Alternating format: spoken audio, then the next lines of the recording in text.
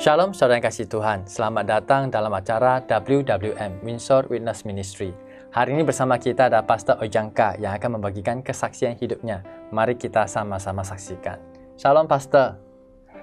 Pastor, kemarin kita kan ada sempat ngobrol sama Bu Mimi, yaitu Ibu Gembala, dan dia sempat menceritakan tentang kehidupan Pastor di masa muda, pemabuk, peminum, segala macam. Mungkin Pastor bisa ceritakan tentang masa lalu Pastor, kenapa bisa begitu, dan bahkan sekarang kok bisa jadi gembala.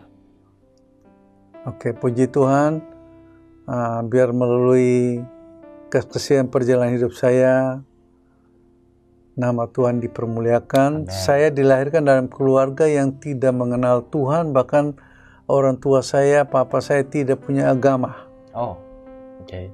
Nah, jadi saya dibesarkan dalam keluarga yang memang notabene-nya papa saya juga peminum. Dia pembuat arak, produksi arak. Jadi saya melihat papa saya setiap hari minum arak. Akhirnya saya umur 9 tahun, umur 10 tahun saya juga mulai coba-coba minum. Oh. Nah, setelah saya coba minum ternyata arak itu enak. Padahal saya dalam sekolah. Tapi saya setiap hari minum arak tanpa setahu papa saya karena dia udah tidur. Di rumah saya itu ada guci-guci isi arak, ada 10 guci apa sampai 12. Arak yang sudah dicampur obat-obat Tionghoa, arak yang masih arak putih. Saya coba satu-satu tiap malam. Enggak mabuk? Mabuk juga. Mabuk. Bahkan sampai berkali-kali muntah. Tapi papa saya nggak pernah marah. Nah, saya pikir saya dikasih bebas untuk minum. Nah, singkat cerita, setelah saya sudah mulai kira-kira umur 10 tahun, saya mulai belajar rokok juga. Kalau minum dari umur 9 tahun saya sudah minum. 10 tahun saya mulai belajar rokok karena ada teman-teman yang ngajak saya rokok, suruh saya curi rokok. Karena di rumah saya itu kan jual rokok, jadi saya curi rokok, bagi-bagi teman saya diajak rokok. Nah, akhirnya terikatlah saya rokok sama minum sampai saya umur 50 baru Tuhan lepas saya rokok. Dalam perjalanan saya itu pokoknya rokok sama minum itu nggak bisa terpisah. Jadi pagi-pagi bangun sudah mesti minum dulu. Mau tidur sampai malam sampai sudah mabuk benar-benar baru tidur. Setiap hari? Setiap hari. Tidak pernah berhenti. Terus selain mabuk rokok, mungkin ada yang lain? Nah, di samping saya mabuk rokok, saya juga dari umur 10 tahun sudah tahu judi. 10 tahun juga? Juga, karena di kampung saya itu setiap Agustus ada namanya basar malam. Di situ ada judi, bola guling, Rolex, semua.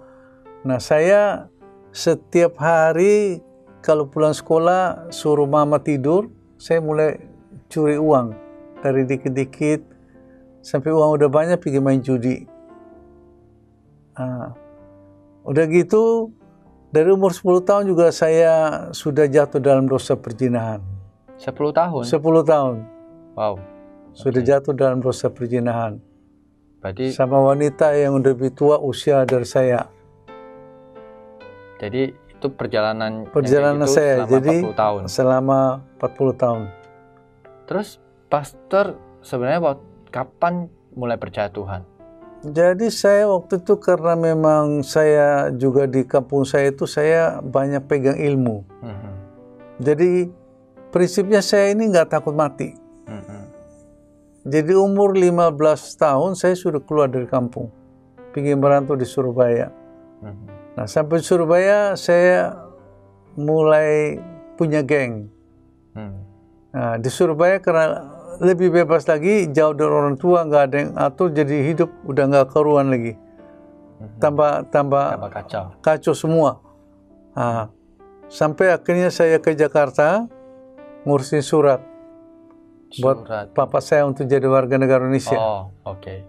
Nah, di Jakarta itu saya urus, pergi sama teman saya itu kenal sama saudara istri saya, sepupu. Nah, karena dia ke sana sama sepupunya pacaran, saya bilang saya juga mau, tapi kamu harus kasih kenal sama itu. Akhirnya dikenalin sama istri saya yang sekarang jadi istri saya ini. Bu Mimi. Istri saya itu buka toko baju di Kongsi Besar. Nah, singkat cerita, karena saya banyak pegang ilmu, termasuk ilmu pelet, untuk buat wanita bisa tertarik, tergila-gila sama saya. Nah, jadi saya pakai itu untuk mendapatkan Bu Mimi, karena dia banyak pacar di Jakarta, orang-orang kaya. Saya ini ke sana hanya pakai becak. Tapi ya karena itu ilmu pelet, memang roh kegelapan itu jahat. Nah, singkat cerita, dapat Ibu Mimi pakai gitu, jadi waktu saya menikah, rumah tangga saya hancur. Nggak ada kebahagiaan. Sejak nikah sampai saya umur 50, itu tiap hari berantem terus. Tiap hari. Nikah umur 20-an? 22. Kan? Berarti selama 28 tahun. Ribut tiap hari, nggak pernah nggak ribut. Sampai sudah punya anak yang pertama juga nggak pernah kasih sayang sama anak. Jadi saya nggak merasa punya anak. Saya keluar pagi, pulang malam, kadang-kadang 2-3 hari baru pulang. Tapi waktu itu belum percaya Tuhan atau sudah? Karena saya waktu kawin sudah kawin cara Kristen, tapi saya hanya ikut karena tradisi budaya. Jadi tidak tahu itu Tuhan apa. Tapi setahu saya Pastor Ojangka waktu dulu sebelum umur 50 tahun kan sudah mulai melayani Tuhan kan? Nah, ini waktu di Sumba saya cerita. Oh, ini masih di Sumba? Di Sumba. Jadi ikut Kristen hanya karena mau menikah. Nah, singkat cerita karena memang ada ikatan roh kegelapan waktu pacaran sama istri, jadi roh kegelapan itu merusak rumah tangga saya. 5 tahun kita nikah hampir hancur-hancuran. Ya, untung istri saya yang betul-betul sudah kenal Tuhan di Sumba. Jadi dengan kekuatan doa yang diajar oleh seorang gembala GBI, itu membuat Tuhan pelihara rumah tangga saya karena istri. Puji Tuhan. Dia menopang saya terus dalam doa. Dan sebenarnya kalau dia mau cerai saya bisa, karena istri saya cantik, ya, orang tua Jakarta, orang tua mampu, punya hotel, mestinya bisa dia tinggalin. Tapi karena memang dia sudah tahu kebenaran, dia dibimbing oleh seorang gembala, dia makanya tidak minta cerai. Menopang terus. Dia menopang terus. Akhirnya 5 tahun rencana Tuhan saya dibawa keluar dari Sumba. Karena kalau saya masih di Sumba, lingkungan saya itu pengaruh.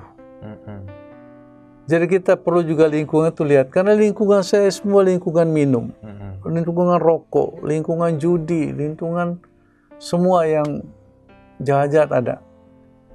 Jadi pindahlah kita ke Jakarta. Nah, dengan catatan, saya bilang sama istri saya, kamu bilang berhenti rokok, tunjukin saya di Jakarta laki-laki yang nggak ngerokok. Tunjukin saya laki-laki yang tidak minum. Kalau sampai ada, saya akan berhenti. Janji saya. Ternyata sampai Jakarta saya ketemu semua, termasuk jadi bapak rohani saya. Dia mulai dari persekutuan hanya 4-5 orang. Saya lihat nggak ngerokok. Terus ada satu mantan direktur Kongguan, nggak ngerokok juga. Ketemu lagi nggak ngerokok. Akhirnya saya terlibat mulai ikut mulai pelayanan. Ada pendeta penginjil dari luar negeri, orang bule. Saya jadi supir karena belum punya pekerjaan Jakarta. Saya antar pergi kemana-mana persekutuan, saya bawa mobil, bawa pendeta. Nah, singkat cerita sudah gitu, saya disumbakan baptisnya Percik. Akhirnya saya mulai ikut di GBI, saya mulai diarahin untuk baptis silam. Dan itu saya berdebat lama. Kenapa harus selam? Nah, akhirnya pendeta bilang, kamu bukan dibaptis, kamu peneguhan. Nah, dijelasin bahwa kalau kamu selam, berarti seluruh badan kamu semua dibersihkan. Kalau kamu percik, hanya kamu punya kepala aja. Nah, jadi akhirnya saya mulai jelasin, baru saya mulai ikut. Tapi waktu itu, apakah sudah berhenti semua kebiasaan buruk itu? Belum. Oh, masih belum, masih tetap. Walaupun bawa pendeta, walaupun masih dalam pelayanan. Dan karena saya pikir mungkin dengan saya baptis silam, saya bisa bebas. Bebas dari semua itu. Nah, tapi ternyata waktu baptis silam, masih jatuh juga saya. Berapa kali coba jatuh bangun?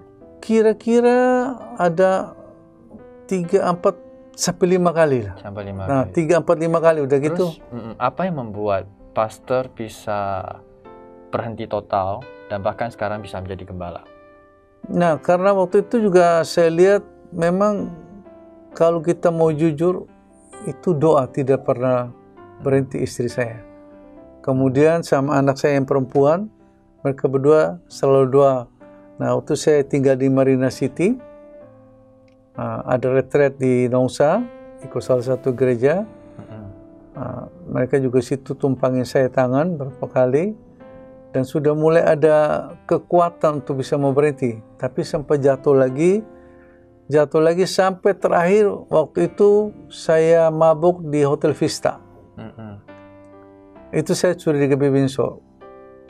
Nah, saya mabuk dari situ.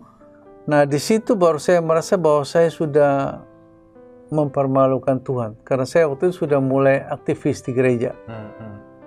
Dan saya minta ampun sama Tuhan, saya bilang, Tuhan saya mau berhenti, tolong kasih saya kekuatan. Akhirnya ada seperti suara, kamu puasa. Nah, suara itu saya ikutin, saya taat, saya puasa 3 hari 3 malam, saya puasa Esther. Nah, setelah saya habis puasa Esther, dari saat itu, saya nasar. Jadi membuat saya ini berhenti karena apa? Saya bukan mau mencoba berhenti, tapi saya nasar sama Tuhan. Jadi berkomitmen. Komitmen nasar bahwa saya bilang ini tubuh Tuhan, saya nggak mau kasih kotor lagi. Sejak saat itu sampai hari ini. Jadi artinya untuk kita mau berhentikan semua yang buru-buru itu, selain kita berusaha dan kita juga punya komitmen, tapi kita perlu ada pertolongan kekuatan daripada Tuhan melalui Roh Kudus. Nah, terus pastor ini kan juga banyak orang yang mengalami mungkin kondisi yang sama ataupun lebih parah dan mungkin juga mereka jatuh bangun. Mungkin pastor ada sesuatu yang bisa sampaikan kepada jemaat ataupun siapapun yang mendengar. Sebenarnya kalau kita sudah mau berusaha berhenti rokok, itu pasti godaan itu ada. Untuk kita mengambil, karena itu rokok tuh sesuatu yang kita anggap nikmat. Nah, jadi kalau kita sudah bilang mau berhenti, godaan tuh pasti datang. Yang paling pertama tuh selalu godaan tuh melalui tangan. Jadi harus gimana? Jadi tangan kita pasti mesti ambil rokok. Walaupun kita punya hati sudah berusaha mau berhenti, tapi ini tangan kadang-kadang nggak bisa berhenti, kita ambil. Nah, kalau saya waktu itu kalau mau ambil rokok, saya begitu ambil saya nggak bakar, tapi saya ramas itu rokok, baru sudah hancur saya buang. Nah, awal-awalnya saya sempat cium wanginya, terus saya ramas, jadi nggak sampai bakar. Habis itu saya ramas, saya buang. Itu berkali-kali saya lakukan. Sampai kehilangan. Sampai akhirnya nggak kepengen lagi cium rokok, nggak kepengen ambil lagi. Jadi bukan terjadi secara ajaib langsung. Enggak. Ya. Berusaha ya. Nah, mungkin pastor bisa doain para mungkin pendengar, para jemaat yang mendengarkan, supaya mungkin ada orang yang jatuh bangun, mereka juga bisa punya kekuatan. Silakan pastor. Jadi saya mau berdoa buat teman-teman yang pernah terikat atau masih terikat sampai sekarang dengan spirit rokok maupun spirit alkohol. Yang pertama kita harus ingat bahwa tubuh kita ini bait Allah. Saya terbebas karena saya mulai mengerti bahwa tubuh saya ini bait Allah. Saya nggak mau kotorin, saya komitmen, dan saya tahu bahwa manusia terbatas, tidak punya kemampuan. Oleh sebab itu saya selalu berdoa, minta Roh Kudus tolong saya, dan istri saya juga tidak lepas. Dia menopang saya. Sehingga saya berdoa buat teman-teman semua yang masih terikat seperti saya, percaya bahwa Tuhan yang sama, Yesus Kristus, yang pernah tolong saya, pasti bisa tolong teman-teman yang sampai hari ini masih terikat rokok, masih terikat dengan spirit minum alkohol sampai mabok. Percaya, waktu kita punya niat untuk mau berhenti rokok, mau berhenti minum, kita hanya minta, Tuhan tolong saya tidak mampu. Tapi Tuhan Yesus dengan kuasa Roh Kudus mampu. Oleh itu bantu teman-teman saya yang pernah seperti saya hari ini. Saya berdoa di dalam nama Tuhan Yesus Kristus, dengan kuasa firman Tuhan Yesus Kristus yang tidak terbatas, tidak kelihatan, namun berdaulat, yang pernah lepaskan saya, bebaskan saya, putuskan saya dari spirit rokok, spirit alkohol, terputus buat teman-teman yang masih terikat hari ini. Mereka juga dibebaskan, dimerdekakan, karena mereka berharga di mata Tuhan seperti hamba-Mu ini.